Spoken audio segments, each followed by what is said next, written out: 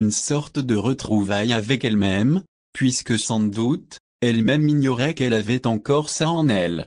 Toutes ces choses font partie de l'évolution de la flamme jumelle. Lorsqu'elle embarque sur ce chemin, une multitude de réalisations et d'apprentissages viendront changer sa façon d'être et de penser, et ce, tous les jours 84. Et si l'autre âme jumelle est déjà en couple, c'est un sujet que j'aborde puisque, vu les circonstances, il y a de fortes chances que ça se produise et c'est une situation très difficile à vivre autant qu'à comprendre. Les âmes jumelles ne pouvant se rencontrer avant la trentaine, chacune aura eu toute une vie bien avant cette rencontre. Certaines auront des enfants, seront mariées, ou peut-être déjà séparées de leur conjoint, parfois les deux seront en couple. Ce sont toutes des possibilités à envisager. Alors premièrement, l'âme jumelle qui est seule et voit l'autre vivre une relation de couple devra comprendre que sa paire n'est pas nécessairement malheureuse dans sa relation. En fait, ça ne devrait pas être le cas puisque l'état d'esprit doit être optimal pour qu'elles se rencontrent.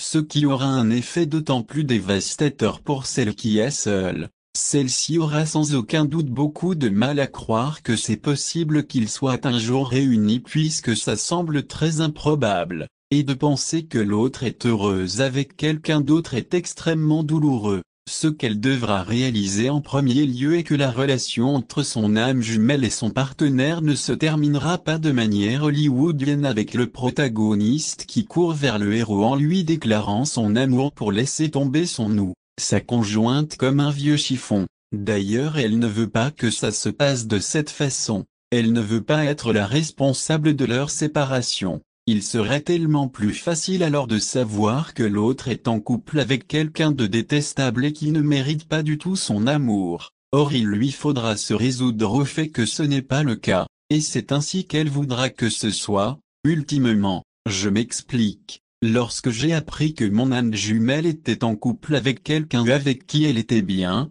j'ai demandé à mon ange une raison d'y croire. Car c'est dans un film que l'homme quitte sa femme pour aller avec une parfaite inconnue. Juste une fois, une seule véritable histoire, où ça se serait passé ainsi. J'avais besoin de ça. Alors il m'a guidé vers un forum où j'ai pu y lire des témoignages, d'hommes comme de femmes. Les histoires se ressemblaient toutes en fin de 85 contes. L'homme était malheureux avec sa femme, une autre est arrivée dans le portrait, il a été tenté. Il a quitté sa femme pour aller avec une nouvelle conquête avec qui la passion était intense. Puis ils ont commencé à se disputer sans cesse, à se laisser, à reprendre, puis se sont laissés pour de bon et l'homme revenait toujours vers son ex-femme en regrettant amèrement sa décision. Et il y avait tout un lot de femmes qui vociféraient toutes les insultes possibles et imaginables contre ces hommes et surtout, contre ces femmes qui avaient détruit leur mariage.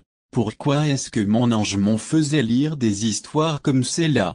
Premièrement, ça n'avait rien à voir avec moi et deuxièmement,